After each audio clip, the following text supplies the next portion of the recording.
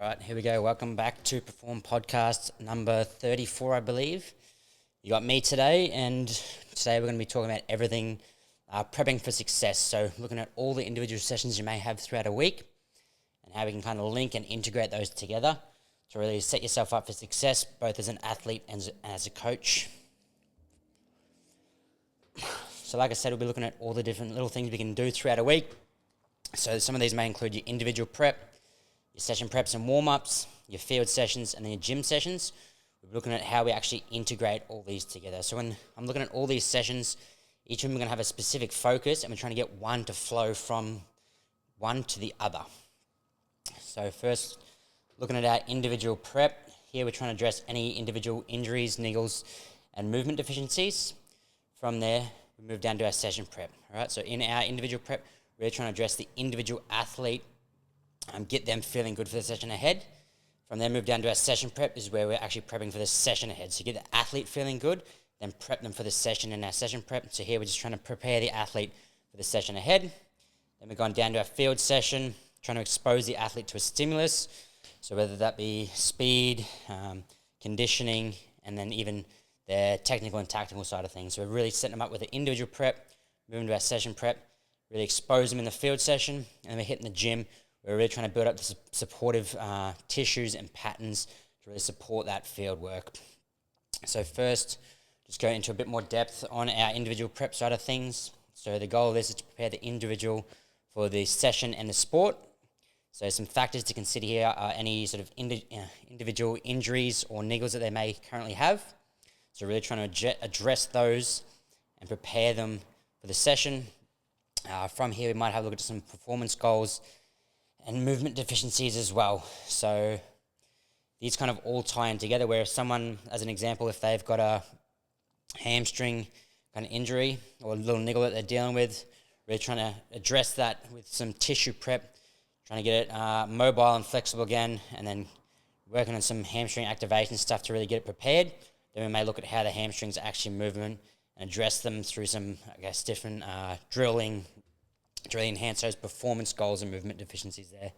So like I was just speaking about our practical strategies around this, we may go through some mobility and activation work, so to mobilize and free up the tissues required for the movement, and then activate the muscles required to execute it. All right. From there, once we've got the tissue active and mobile, move down into some postural drills to get a feel for the positions and the postures that we're trying to hit. And then finally, once we've got a feel for the positions and postures we're trying to hit, we move down into actually some more dynamic movement and technical drills. We're trying to transfer that posture into a more dynamic movement. As an example of this, if we've got a hamstring injury and we have identified that someone's really kicking far out ahead, so they're overstriding, we'll get some mobility and activation working at the start to really prep that tissue to actually work. From there, we might move into some postural drills where we're focused on just getting that foot up and over and then keeping it tight back under the hip. So it could just be a static kind of wall drill where they just focus on a nice cycle, keeping that hamstring nice and tight.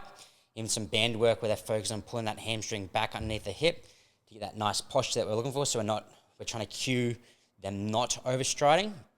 And then we're trying to transfer that into a more dynamic movement. So we're going from a posture drill to static against the wall.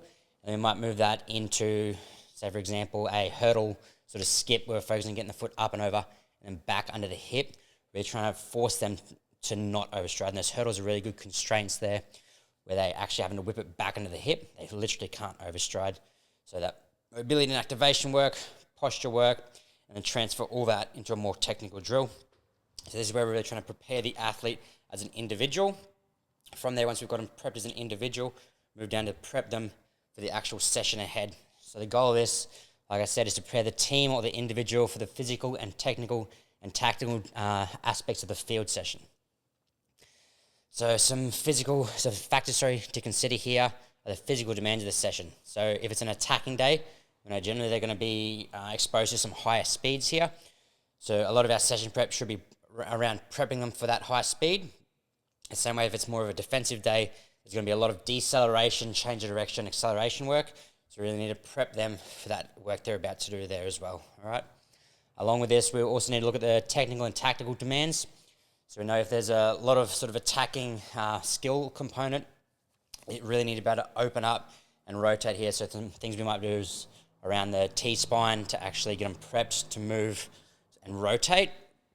And then within this as well, we also want to address any sort of common injury sites within the sport as well. All right. Some practical strategies around this is we're always trying to marry it with the field, like I said. So the technical and coordinative drills that we're going to choose here should match up with what we're trying to do. So if it's an attacking day, we know that we're going to work on some high-speed stuff. A lot of our technical drills will be a bit more upright, more cyclical running drills to really prep them for that high speed. The same way if it's more of a acceleration, change of direction, or deceleration day, marrying with that defense. A lot of our technical drills, if we're focusing on acceleration, obviously trying to get those good angles. A lot of our sort of drills maybe focusing on decelling, sort of lateral hops to decel, really getting them prepped for that change of direction work there. And then along with this, we're trying to also tie in those plyometric drills. So with our more higher speed day, we're really focusing on those quicker ground contacts, a bit more vertical based. Whereas if it's a acceleration day, we'll be doing our longer ground contact plyos, and then more absorption strategies, working on our change of direction work as well. So really trying to link up that plyometric work with what they're actually going to do on the field. And then finally looking at the contact load of the session as well. If we know there's going to be a massive contact load within that session, we need to do things within our session prep that's prepping their shoulders, getting them ready to actually hit some people, all right?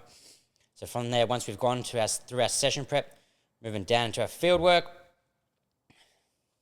So within this, we're just trying to really expose the system and the tissues to stress. Some factors to consider here is just our fatigue and proximity to games. So if they're just coming off a big game on the weekend, and we're going into our first session back, that may not be the time to really hit them with a high-speed work, all right? So just trying to think about when we're actually placing our components within a week so that we can get the most bang for buck and the most out of them when they're actually doing the session. Other factors here is any flags and injuries that they may have. So like I said, if we've identified an injury, we need to keep an eye on them within that field session. Like I said, if there's someone with a hamstring injury, we just limit their high-speed sort of running meters within that actual field session. And then we're also trying to just marry the physical, technical, tactical all together. So like I spoke about, some practical strategies around this. If it's an attacking day, this is where we will go through some high-speed sort of warm-ups and then hit into our high-speed actual speed work. So really, whether it be some flies, we're trying to build up and really trying to get them to open up, because this really complements that open space style in attack. And then, like I said, with our defensive day, we're trying to marry in that with our accelerations, decelerations, and change of directions, because this really complements that small space. There's a lot of stop-start, quick changes of direction there as well. Along with this, I also like to think about marrying our speed and conditioning work. So if you've hit sort of your max velocity work, I like to kind of back off the speed and then really work on some straight line type of capacity work. This is probably a bit more like off-season, pre-season-y. We're really trying to marry that. They've kind of been exposed to that high speed. We're trying to go back and build that high-speed capacity within the actual conditioning. The same way, we're working on acceleration and deceleration.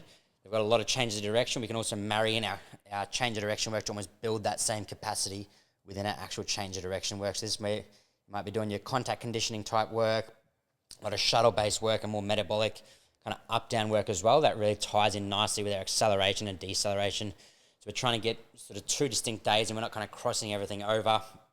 So we can kind of marry the stimulus we're trying to hit on both days, and we're not getting that residual fatigue carrying over into that next day where they're interfering with each other.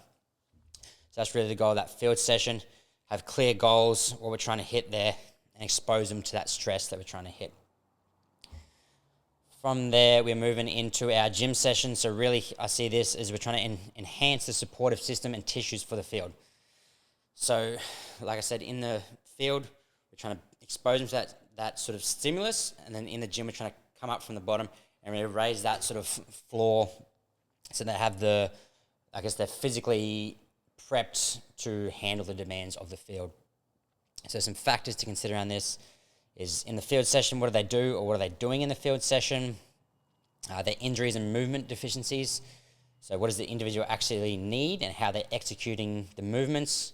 So as an example, if someone really lacks kind of hip extension on the field when they're accelerating, we can do some things within the gym to really work on their hip extension so they can better project themselves on the field.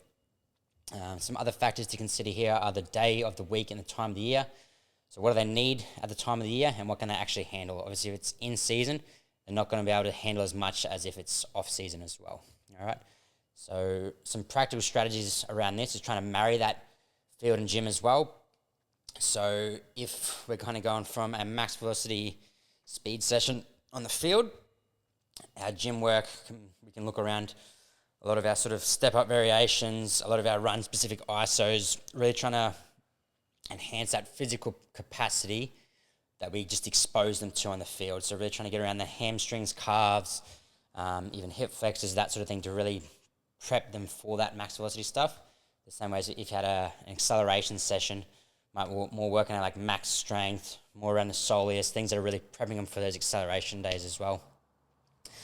Some other things we'll look at within the gym sessions, just any work-ons. So like I spoke about in the individual prep, if you're kind of hitting them, really trying to prepare that individual around their own individuals and niggles.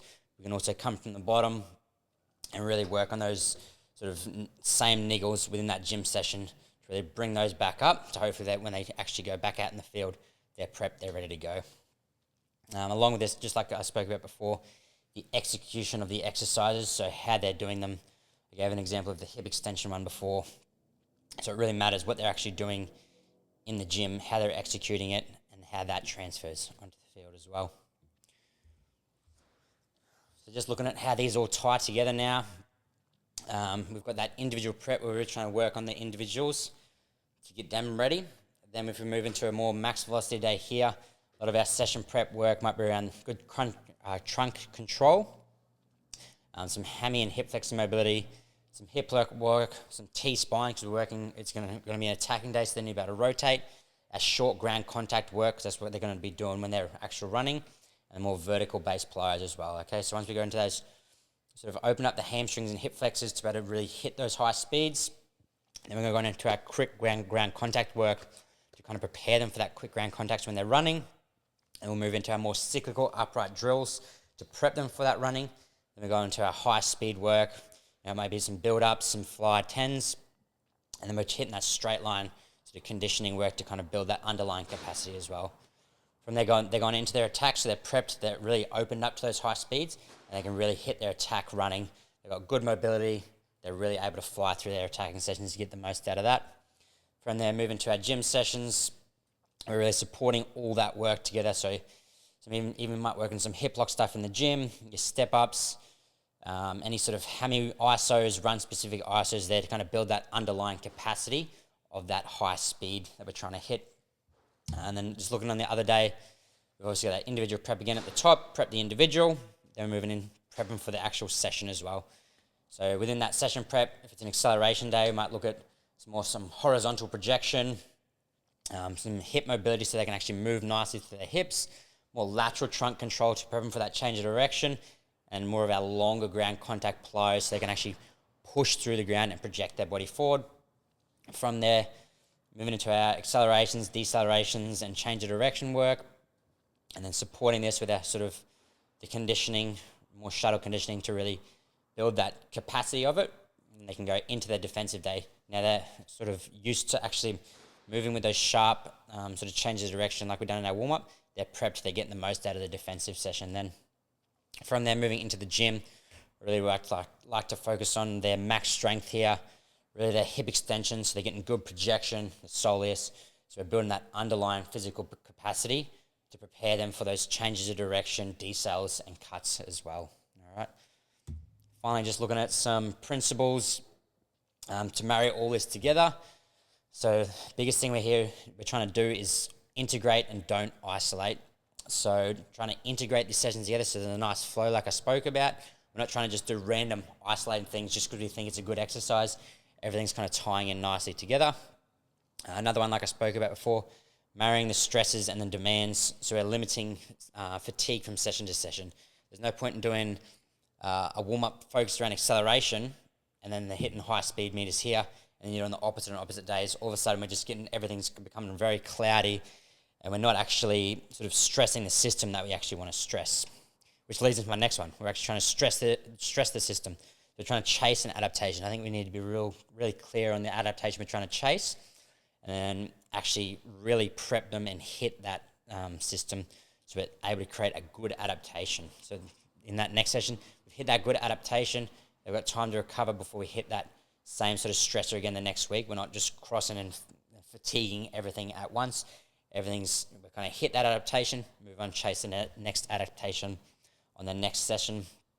And then finally, all of this, we're just trying to support the system. So like I spoke about in the gym, this is where we can really chase some performance metrics and really build up, whether it be that RSI, counter movement jump. We need to chase those in the gym to support the whole system so that everything's flowing nicely together.